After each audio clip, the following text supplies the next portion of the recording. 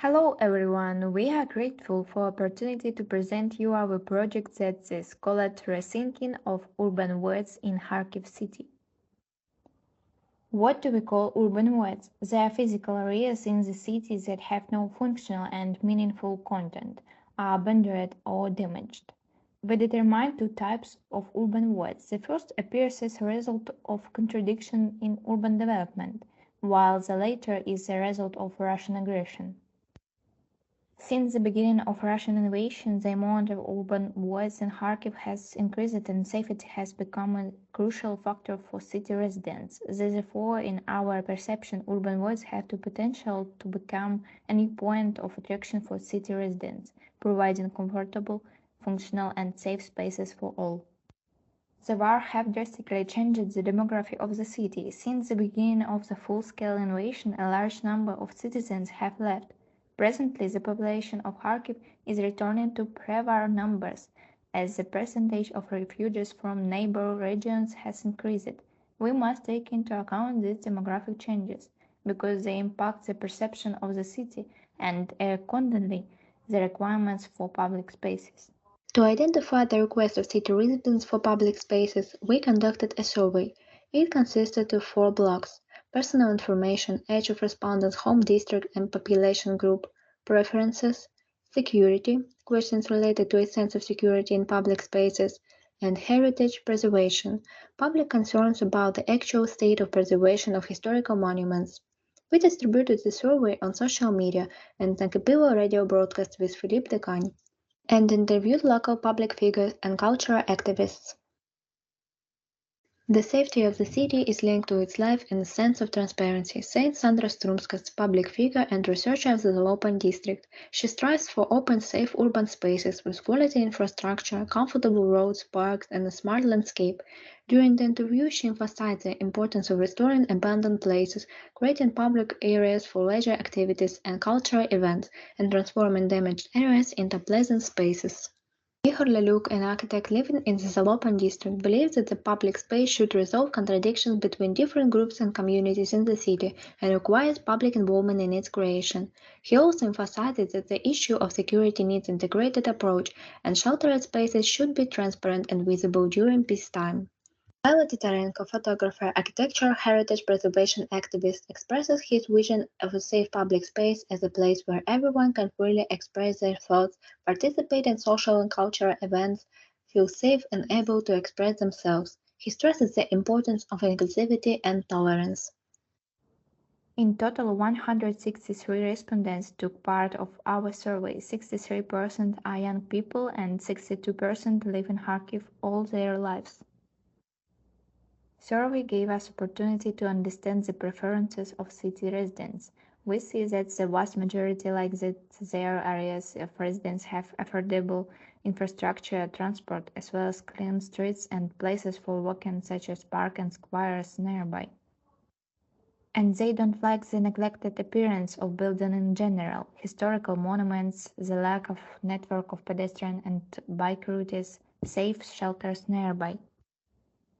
We came to a conclusion that the facts that disturb residents in selected research area are the following: the absence of reliable shelter area, lack of basements adapted for shelters, high risk of crime in abandoned area along the river, absence of lighting and security measures, lack of pedestrian and cycle routes, pollution of the reservoir, flooding of the basement of neighboring houses. Let's proceed to the area of our research, the vernacular district of Zalopan. Vernacular districts are unofficial urban areas that stand out through local identity. Usually they do not have specific boundaries and could be also called the areas of perception. Zalopan is a historical district of Kharkiv which construction began in 1869 after the railway was built. The area became attractive for wealthy residents, university professors, merchants, and artisans.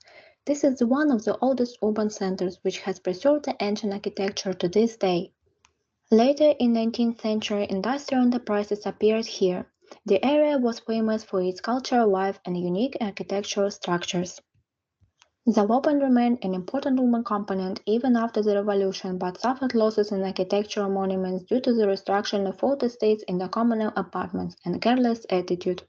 Recently, it has attracted a lot of attention, and local architects are actively promoting this area for further development. The most populated residential areas are located in the northern part of the district, since the building there is the highest, while in the southern part of the district there are more houses, the number of floors of which is less. The district of Zalopan includes various important urban components like Black Bus, Central Market, several bus stations, co-working hubs, two operating theaters, and a few historical cinemas. Zalopan is currently cut out from the city by highways and has limited access to the middle of the blocks. There was an insignificant number of urban voids in this area, but their quantity has increased during the war. That includes destruction of heritage buildings.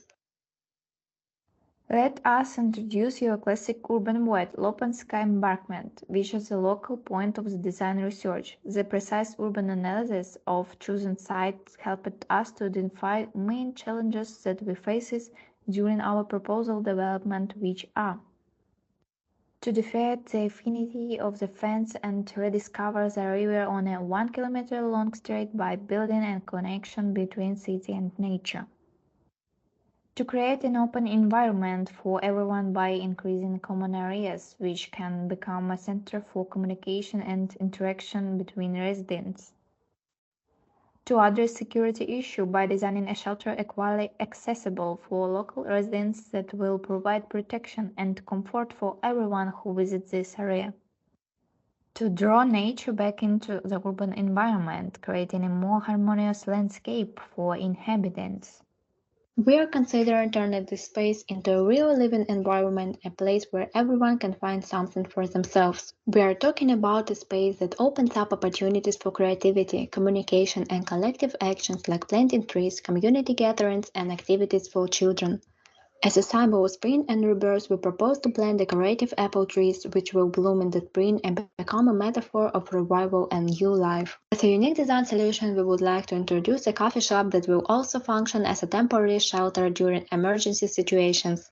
Co-creation of space concept reflects the essence of what we strive to achieve. We define not only the change of space, but also the process through which this transformation will take place.